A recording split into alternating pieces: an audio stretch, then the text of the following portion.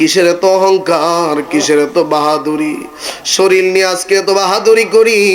এ মুসলমান, দুনিয়ার জমিনের মধ্যে আমার ক্ষমতা আছে, আপনি বাহাদুরি দেখাইলেন। অথচ আল্লাহ বলেন, এরে বান্দা, যখন মৃত্যু তোমার কাছে চলে আসবে, কুল ইন্নাল মাউতাল্লাযী তাফিরুনা মিনহু ফাইন্নাহু মুলাকীকুম। আল্লাহ ডাক দিয়া কই, বান্দারে, মৃত্যু থেকে তোমরা পলায়ন করার চেষ্টা করো। এই মৃত্যু থেকে তোমরা পলায়ন করতে পারবা না, এই মৃত্যুর সাথে তোমাদেরকে মোলাকাত করতেই হবে। শুধু তাই নয়, আল্লাহ বলেন, ইযা জাআ আজালুহুম লা ইস্তাখিরুনা সাআতাও ওয়া লা ইস্তাকদিমুন। আমার আল্লাহ ডাক দিয়া কয়, এরে পৃথিবীর মানুষ, মৃত্যু এমন একটা জিনিস, এই মৃত্যুটা যার কাছে আসবে, এক সেকেন্ড আগেও আসবে না, এক সেকেন্ড পরেও আসবে না। আল্লাহু আকবার বলেন। সে যে নামে আজরাইল,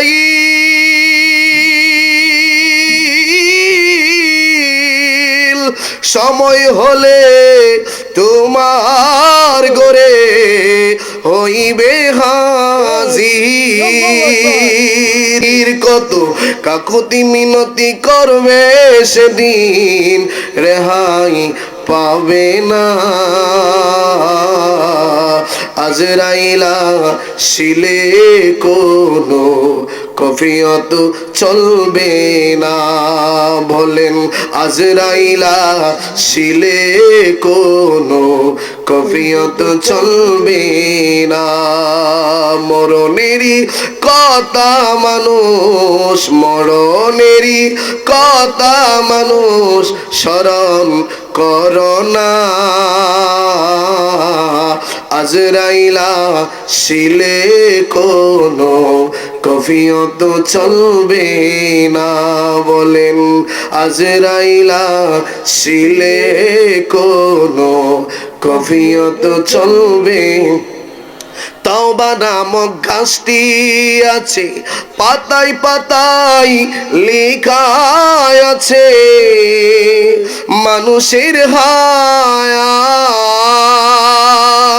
তওবা নামক গাছটি আছে, পাতায় পাতায় লেখা আছে মানুষের হায়াত।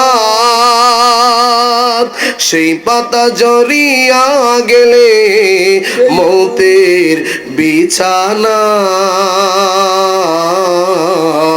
আজরাইলা শিলে কোনো কফিয়ত চলবে না। বলেন, আজরাইলা শিলে কোনো কফিয়ত চলবে না। মুসলমান ভাইয়েরা আমার, গভীর মনোযোগ। পৃথিবীর সমস্ত মানুষগুলোর মধ্যে বিভিন্ন দিক নিয়ে, বিভিন্ন জিনিস নিয়ে মতভেদ রয়েছে, কিন্তু একটা জিনিস, যে জিনিসটা নিয়ে কোনো মতভেদ নাই, ওই জিনিসটা হইল মৃত্যু। সবাইকে একদিন মৃত্যু গ্রহণ করা লাগবে। আমিও একদিন ইন্তেকাল করব, আপনাদের মসজিদের হুজুর সাহেব একদিন ইন্তেকাল করবেন, আমার ভাইজানও একদিন ইন্তেকাল করবেন। এই জন্য প্রিয় ভাইয়েরা আমার, জীবনে যা কিছু করছেন আজকে থেকে তওবা করে ফেলেন। আল্লাহর দরবারে তওবা করে মসজিদমুখী হয়ে যান। আল্লাহর দরবারের মধ্যে ফজরের নামাজের মাধ্যমে আজকে আপনি তওবা করেন, আল্লাহ, জীবনে যা কিছু করছি রে আল্লাহ, তোমার কাছে ক্ষমা চাই, তোমার কাছে মাফ চাই, আমারে মাফ করে দাও। আমার আল্লাহ ইচ্ছা করলে মাফ করতে পারে কি পারে না? জোরে কন্যা, পারে কি পারে না? আর টাকা পয়সার কোনো কমতি নাই, মৃত্যুর কথা খেয়াল করি না, আমরা যা মন চাই তা করি। কত গুনাহ করতেছি, গুনাহের শুধু ডিজিটাল পদ্ধতি বের হচ্ছে, ঠিক কি না? জোরে কন। আজকে থেকে মানুষ যেই গুনাহটা আজকে থেকে 20 বছর আগে যেই গুনাহটার কথা চিন্তাই করে নাই, এখন এই গুনাহটা একদম সহজভাবে করে। কথা ঠিক কি না? জোরে কন। বলতে পারেন, হুজুর কিভাবে এই গুনাহটা সহজভাবে করে? মোবাইল নামক এই ভাইরাস আছে না নাই? এখন বলতে পারেন, হুজুর আপনি তো মোবাইল চালান, ঠিক নেই? আর আমি যদি মোবাইলটা না চালাইতাম তাহলে আপনারা মাহফিল আজকে চিন্তা হাইতালাম নইলে, ঠিক নিও। মোবাইলে উপকারও আছে, অপকারও আছে, কিন্তু উপকারের চাইতে অপকার বেশি, ঠিক নেই কথাটা?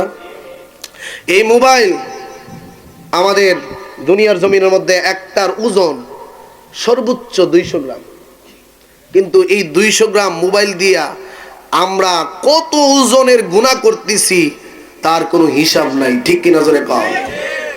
দুনিয়ার জমিনের মধ্যে 200 গ্রাম 250 গ্রাম মোবাইল নিয়ে এত গুনাহ করি, হাসরের ময়দানে এর ওজন আমরা নিতে পারবো না। ঠিক কি নজরে কন? প্রিয় ভাইয়েরা আমার, আজকেও মাহফিলে আসার সময় দেখে আসছি গাড়ি প্যাম প্যাম করতেছে, পোলাপাইন সাইড দেয় না, এইভাবে পাবজি আছে না নাই? আপনারা রাগ করবেন না, ছেলেরা রাগ করবেন না। এই পাবজি নামক এই ভাইরাস আমাদের যুব সমাজকে ধ্বংস করে ফেলতেছে।